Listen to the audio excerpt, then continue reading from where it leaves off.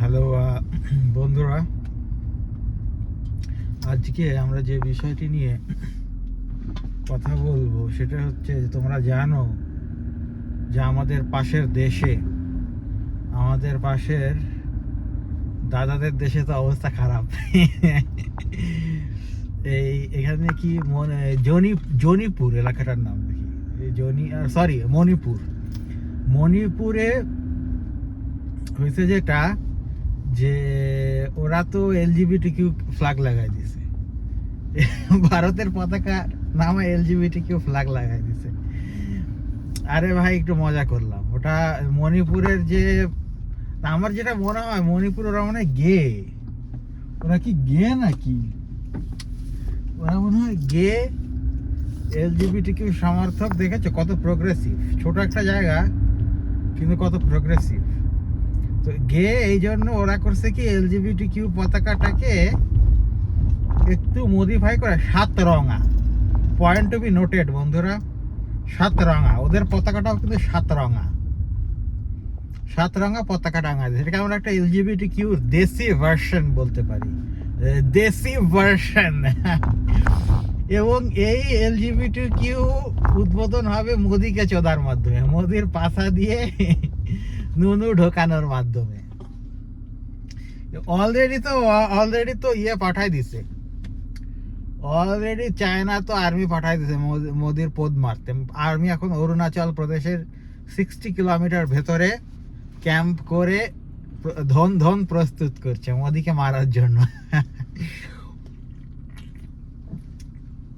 ভারতীয়দের বলতে চাই বন্ধুরা, কলকাতার দাদারা আমারে বলে আমি নাকি মাদ্রাসার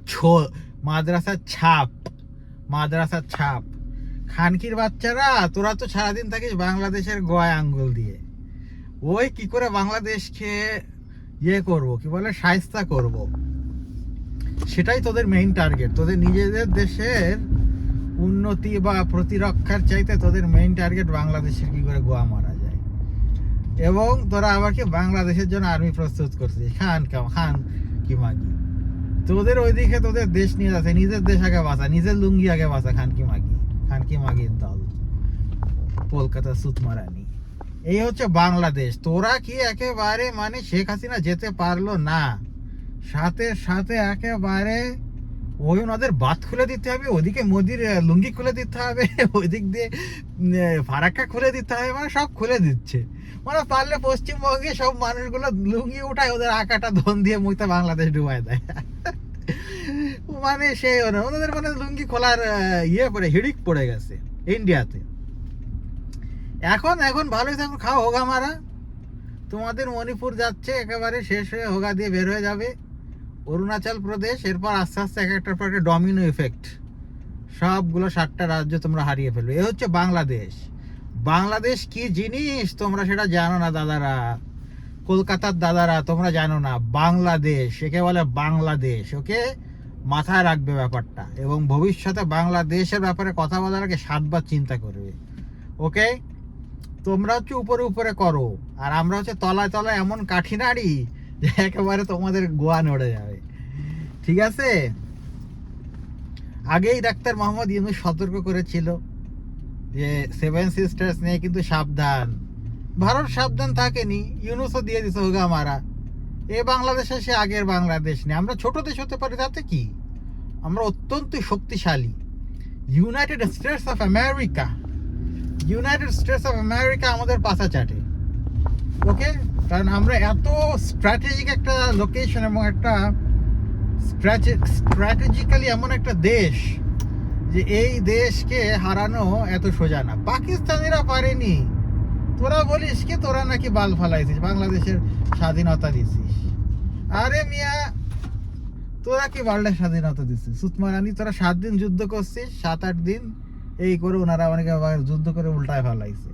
খান কি মানি, আমরা যুদ্ধ করছি হচ্ছে মেইন। আমরা যুদ্ধ করে সব যে একেবারে সব কন্ট্রোলে নিয়ে আসি। এই ইন্ডিয়া এসে মানে যুদ্ধটাকে হাইজ্যাক করে নিয়ে নিজের নাম লাগিয়ে দিল।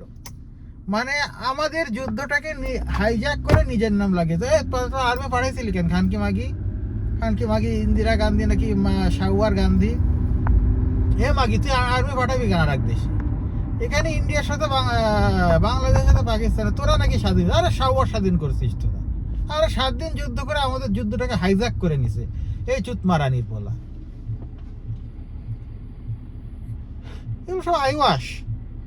মানে ওরা বলবে যে সারা জীবন যে আমরা কিন্তু তোমাদের, এই জন্য ওরা যুদ্ধটাকে হাইজ্যাক করছে যে আমরা তোমাদেরকে স্বাধীনতা এনে দিচ্ছি। আসলে মিথ্যে কথা।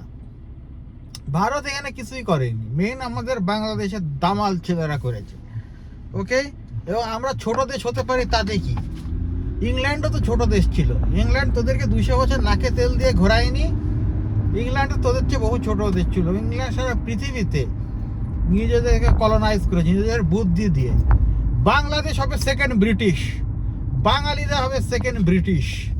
এরা ছোট দেশ হতে পারে কিন্তু বিশ্বকে একদিন এরা, আমরা বিশ্বকে একদিন হচ্ছে শাসন করব ইনশাআল্লাহ। এবং তোমাদেরকে তো বললাম যে আমাকে প্রধান উপদেষ্টা বানায় দাও, এই দেশটাকে আমি সিঙ্গাপুর, মালয়েশিয়া, থাইল্যান্ডের আদলে গড়ে তুলব। সিঙ্গাপুর বানাবো আমি বাংলাদেশকে, হংকং বানাবো আমি বাংলাদেশকে ইনশাআল্লাহ। তোমরা যদি আমাকে সুযোগ দাও, আমাকে যদি প্রধান উপদেষ্টা বানাও, এই ইন্ডিয়াকে শায়েস্ত করতে আমার 24 আওয়ার্স লাগবে, just 24 hours. 24 hours of my taking the office, Modi will leak our ass, okay? Modi will start to leak our ass.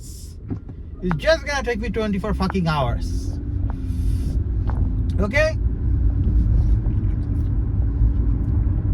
তোমাদের ইন্ডিয়ার হাতে হারিকেন গোয়ায় বাজ দিয়ে দিছে আমাদের চায়না। বাংলাদেশের সব তলে তলে। বাংলাদেশকে তোমরা চেনো না, বাংলাদেশ পাকিস্তান না।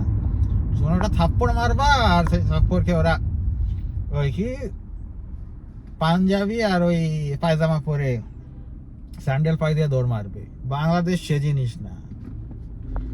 বাংলাদেশকে দেখতে মনে হতে পারে যে অশিক্ষিত, কিন্তু বাঙালির মাথার যে বুদ্ধি, এই বুদ্ধি তোমরা কিছুই পারবা না।